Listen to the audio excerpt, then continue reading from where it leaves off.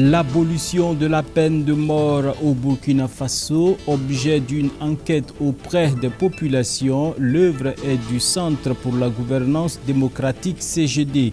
C'est le seul titre au menu de cette édition. Dames et messieurs, bonsoir et merci de nous suivre sur la télévision de La Famille. Afrobaromètre a interrogé environ 1200 Burkinabés issus de plusieurs couches de la société sur la loi portant abolition de la peine de mort. Il en a été question, bien sûr, et les résultats de l'enquête ont fait l'objet d'échanges au cours d'un dialogue organisé par le Centre de gouvernance démocratique CGD. Jonas Tondé et Delphine Banessi nous font le point. Faut-il vraiment abolir la peine de mort au Burkina Faso, oui ou non?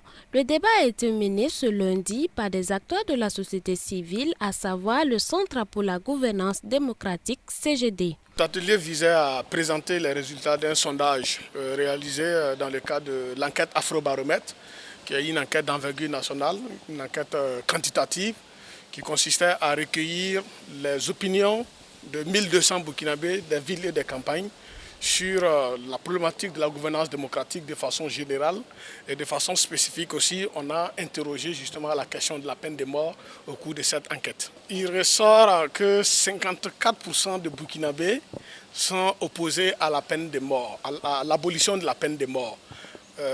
Et selon que nous soyons en campagne ou en ville, cette opinion-là aussi varie.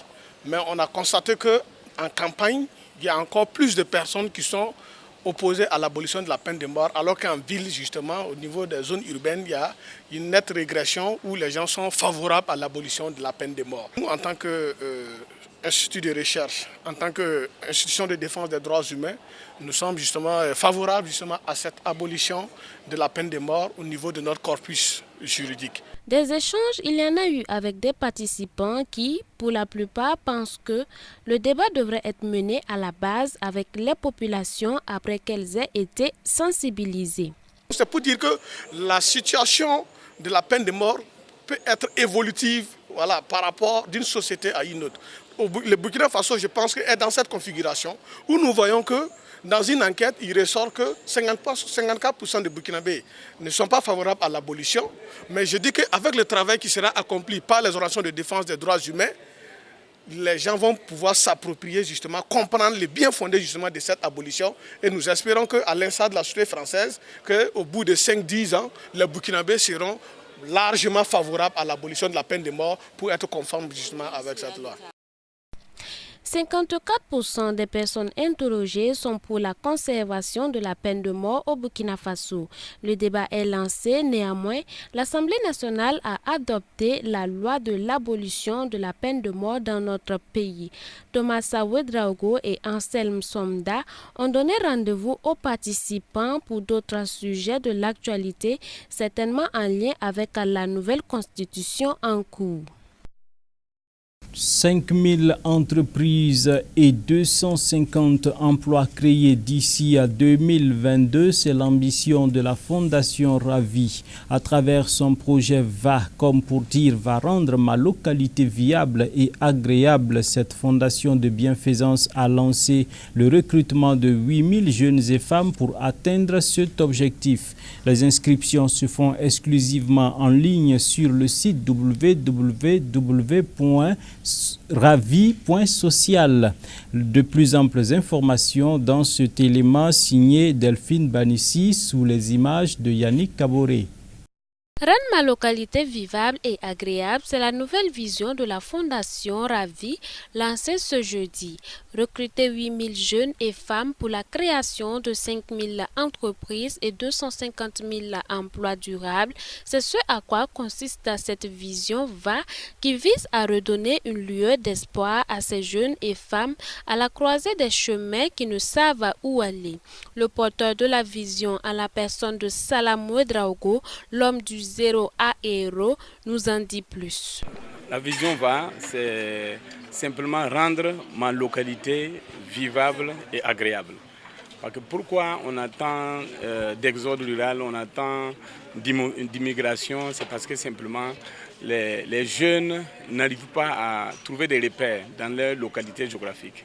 Et nous, c'est pouvoir en fait les fixer dans ces localités-là en les utilisant eux-mêmes comme acteurs pour transformer ces localités en ce qu'ils cherchent, ils pensent chercher ailleurs, c'est-à-dire le bien-être. Nous partons directement sur l'auto-emploi, la création de l'entreprise, parce qu'un emploi, on peut le perdre.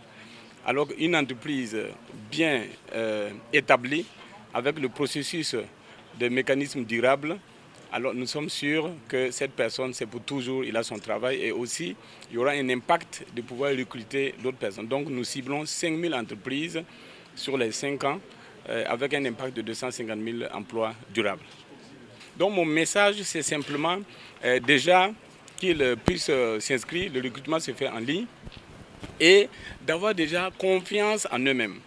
Parce que tout est en nous, c'est partir avec ce que nous avons. Vous avez vu dans le pilote, il y a un qui aujourd'hui, il a son entreprise, il travaille déjà sur l'international, mais en réalité, il a commencé son entreprise à 8 000 francs. À 8 000 francs. Donc c'est vraiment qu'ils aient confiance en eux-mêmes et qu'ensemble, nous allons travailler avec eux pour les aider à découvrir leurs talents, à découvrir leur potentiel. Cette cérémonie de lancement a été parrainée par la coordinatrice internationale de l'éducation des femmes et des jeunes filles de l'Union africaine, le Dr Rita Bissonneau. Elle a marqué son engagement à accompagner l'initiative. Co-parrainée par le ministre en charge de l'agriculture, Jacob Ouédraogo, l'initiative a été saluée par tous. L'agriculture est le socle même du développement économique et social de notre pays. Et justement, c'est faire en sorte que nous puissions revenir à la terre et faire en sorte que la terre soit valorisée par les jeunes et par les femmes. Je pense que c'est une très bonne initiative et une très bonne vision. Et c'est pour cela que nous avons dit dans notre intervention que le ministère chargé de l'agriculture se mettra aux côtés de ces vaillants jeunes qui veulent investir dans la terre et faire en sorte que leur vie puisse être un épanouissement pour eux-mêmes et contribuer au développement social et économique de notre pays et faire en sorte aussi que d'autres jeunes puissent profiter de leur savoir-faire et des entreprises qui seront créées. Vous voyez que la vision est très grande. Créer 5000 entreprises, c'est pas peu. Dans un plan quinquennal, c'est pas peu. Et nous voyons aussi qu'il y aura des emplois décents qui seront créés. Nous ne pouvons que féliciter cette initiative et accompagner avec toutes les ressources nécessaires pour que cette vision soit une réalité. Quant au ministre de la Jeunesse, de l'Emploi et de l'Insertion professionnelle représentant le président du Faso, patron de la cérémonie, c'est une satisfaction que de voir des Burkinabés s'auto-employer. Féliciter Ravi, la Fondation Ravi, son président et toute l'équipe pour ce travail qui est fait, qui vient en tout cas en apport avec ce que nous faisions au niveau du gouvernement en matière d'insertion professionnelle, en matière de création d'entreprises pour les jeunes, en matière de lutte contre le chômage et la pauvreté de façon générale. L'objectif qui est de créer 5000 entreprises pour 250 000 emplois décents est un objectif louable et c'est pour cela que nous sommes là et nous croyons comme eux que c'est possible. Avec la stratégie qu'ils ont présentée, nous croyons fermement que c'est possible. Mais il faut également qu'au sein de la jeunesse, comme il l'a dit, et le président l'a dit, il faut que la jeunesse s'assume en toute responsabilité et avec le sérieux qu'il faut pour accompagner le programme. Il ne s'agit pas d'un programme où on va distribuer de l'argent, c'est un programme où on va améliorer l'employabilité, on va améliorer la compétence, on va améliorer la capacité des jeunes à pouvoir avoir confiance en eux et à créer des entreprises et être accompagnés pour que leurs plans d'affaires qui seront développés avec l'appui des encadreurs là, puissent avoir un financement. www.ravi.social, c'est à cette adresse que les bénéficiaires et tout autre candidat pourraient s'inscrire pour le recrutement de 8000 jeunes et femmes pour la création de 5000 entreprises et 250 000 emplois durables afin d'aboutir à la devise de rendre les localités vivables et agréables. La fenêtre internationale nous conduira en France, en Suède et au Yémen, où l'émissaire des Nations Unies pour ce pays espère en la reprise des négociations de paix, à en croire l'engagement des différentes parties à une relance d'un dialogue politique. Suivez.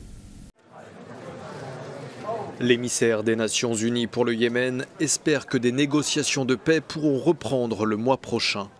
Toutes les parties seraient engagées en faveur d'une relance d'un dialogue politique. C'est ce qu'aurait déclaré Martin Griffiths au cours d'une réunion à huis clos avec les membres du Conseil de sécurité. Les négociations entre le gouvernement yéménite et les rebelles houthis sont interrompues depuis 2 ans. Les combats des derniers jours complexifient néanmoins un peu plus encore les discussions préalables à ces négociations de paix. La semaine dernière, la coalition anti-rebelle menée par l'Arabie Saoudite a lancé une offensive sur le port de Hodeïda pour en chasser les Houthis. Plus de 5000 familles de Hodeïda ont déjà dû quitter leur maison d'après les Nations Unies. Je tiens à faire part de ma très grande inquiétude quant aux attaques en cours menées par la coalition saoudienne et émiratie à Hodeïda.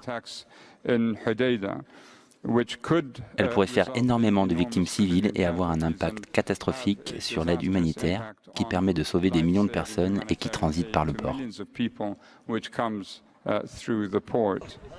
C'est en effet par ce port qu'est acheminée l'aide humanitaire vitale à des millions de Yéménites. Après 3 années de guerre civile et plus de 10 000 morts, la situation sur place est telle que l'ONU parle de la pire crise humanitaire de la planète depuis la Seconde Guerre mondiale. Le centre-ville de Malmö, au sud de la Suède, a été le théâtre d'une fusillade hier soir. Dans la nuit, l'un des 5 blessés par balle est décédé à l'hôpital, a annoncé la police. Il s'agit d'un jeune homme de 18 ans. Comme les autres, il sortait d'un cybercafé quand il a été fauché par les coups de feu d'une arme automatique tirée depuis une voiture qui a immédiatement pris la fuite. La police a bouclé le secteur juste après, mais n'a depuis procédé à aucune arrestation.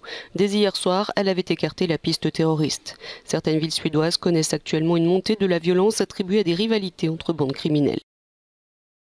Des sénateurs qui enfilent un gilet de sauvetage, une image symbolique prise ce matin à Paris en soutien d'un collectif de bénévoles d'aide aux migrants. Ces derniers ont déposé 348 gilets portant chacun le nom d'un sénateur pour protester contre le projet de loi Asile-Immigration débattu à partir de cet après-midi à la Chambre haute du Parlement.